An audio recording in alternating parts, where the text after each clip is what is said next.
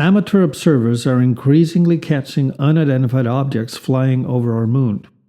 Their presence is undeniable. And when put together with cryptic statements made by astronauts and whistleblowers, there's no denying something is afoot. Let's examine.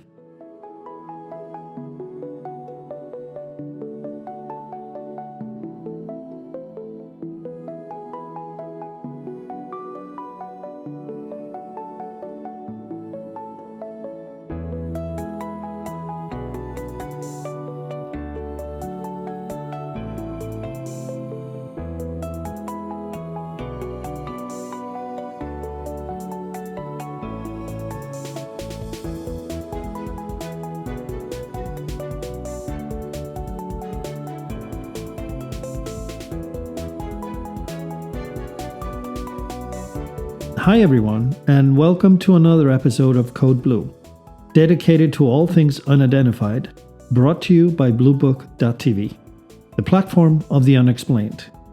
Please check it out. It's free. I am Thor, and thank you for listening. The topic of this episode: alien presence on the moon.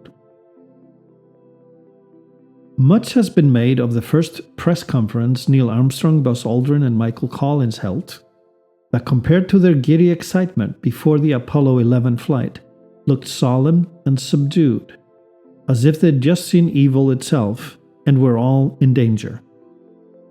Their demeanor somehow matches later statements made, including by Neil Armstrong, who said, "There are great ideas undiscovered, breakthroughs available to those who can remove one of truth's protective layers." End quote. What can he possibly have meant by remove one of truth's protective layers? And Buzz Aldrin stated on C-SPAN, "There's a monolith on Mars's moon Phobos, and when people find out they'll say, 'Who put that there?'" Scott Carpenter of Mercury Atlas 7 went even further by stating, "At no time when the astronauts were in space were they alone. There was constant surveillance by UFOs." Ellison Onizuka of Space Shuttle Mission STS-51 said he witnessed a small, strange-looking creature, humanoid in shape. It did not look to be of earthly origin. And then there's Dr. Edgar Mitchell of Apollo 14, the most outspoken of them all, who bluntly stated, yes, there have been ET visitations. With all these admissions, what follows is not a surprise. This footage from Montreal was shot on March 26, 2020, on a Nikon Coolpix P1000 digital camera, retailing for about $1,000. Many more such recordings keep popping up. They match the cryptic statements from the astronauts, who stated in audio recordings that there were several UFOs lined up on the rim of the crater above the landing site, just sitting there and watching. Even film footage shot by the astronauts themselves shows flying objects in the background. If it were in a single frame, we could possibly explain it as dust or dirt. But moving objects across the horizon in 30 consecutive frames on the film negative, that becomes impossible to deny. It's a moving object. What's most frustrating about lunar photographs is how just a few high-resolution quality images of the moon are just recycled over and over again, vetted and approved by NASA along with carefully selected videos from the Lunar Reconnaissance Orbiter, typically showing nothing remarkable but dust and craters. They almost explain why we never went back. There's nothing there. But let's remember, the moon is 5 times the landmass of the United States, so there's plenty of room for hidden structures, out there somewhere in the 5th Alaska. And looking at lunar landings, all on the Earth side, it's clear much more ground is yet to be covered.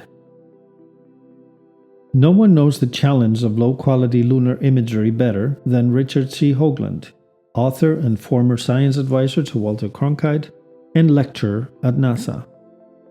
With his extensive in-depth research, he can safely be considered an authority on moon archaeology, as he is on the monuments of Mars. NASA does have high-quality images, but only releases them selectively. When it comes to controversial images, they either publish blank frames or in very low resolution. Mr. Hoagland has stated he receives blank frames through official channels, but actual photos through back channels for the same frames. Despite best efforts, however, once in a while, the blank frames showing suspect structures on the moon find their way to the desk of a NASA JPL staffer, like this one showing a rectangular structure shot by the Lunar Crater Observation and Sensing Satellite, and this photo was clearly deliberately taken to be shared. After analyzing thousands of photographs, Mr. Hoagland discovered evidence of structures above the surface of the moon, remnants of grids, horizontal and vertical lines, as if they are the beat-up remains of a giant biosphere structure, with parts of it seemingly still intact, like this one, nicknamed the Castle. From one of NASA's blank frames, it was never supposed to be seen. But because of the low image quality, they look vague, and we must stretch our imagination and logic to buy into Hoagland's explanation. This is complicated stuff. For comparison, it helps to compare them with the similar structures on Earth. Ruins shot in black and white, like these Dresden's World War II photographs, help us gain perspective on how difficult it actually is to see structures or grids, especially where you don't expect them. Hoagland suggests this sphere rose 7 miles above the lunar surface. For comparison, the highest building on Earth is a little over half a mile. But 7 miles is not crazy either. Considering the much lower gravity of the moon, 1/6 that of the Earth, making moonwalks as easy as they are clumsy.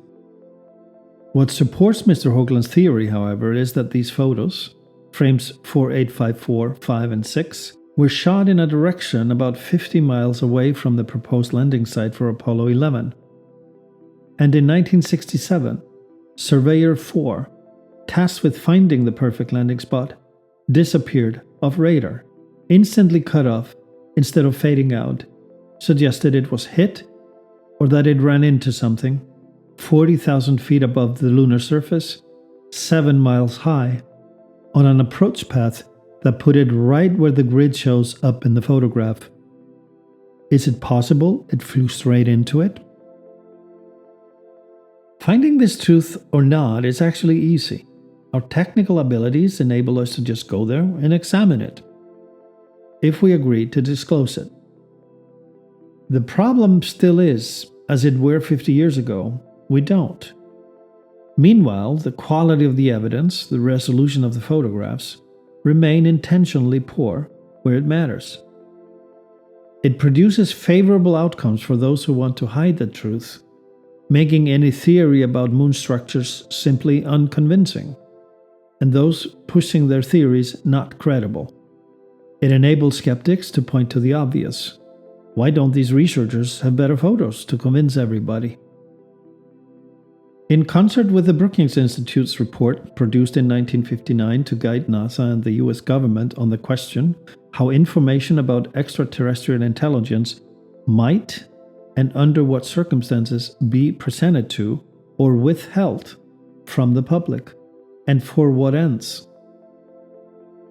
The report then goes on to state that public disclosure of extraterrestrial presence would cause the collapse of society, pointing to the experience of Inca, Aztec, and Maya cultures when confronted with the Spanish conquistadors, called the Columbian Exchange, where the technology of the latter ruined norms and beliefs of the former. It must therefore remain clandestine. The reason, time and again across entire spectrums of unexplained phenomena, is this belief that withholding information from the public is in the best interest of the public. Meanwhile, Our technology gets better, and stargazers across the globe continue to improve their game, and as the evidence clearly shows, they have pierced the veil of our reality to open up new vistas to show unidentified activity on the moon, spacecrafts coming and going, and structures that contradict the image of the moon we've been asked to believe. It can simply not be denied anymore, because it's right there, right in front of our eyes. You can watch or listen to this and other podcasts of the Code Blue series on Project Blue Book and bluebook.tv. Please check it out. It's free. This has been Code Blue for all things unexplained and unidentified. Please subscribe, and each day, let's show compassion and kindness. I am Thor, and thank you for listening. See you next time.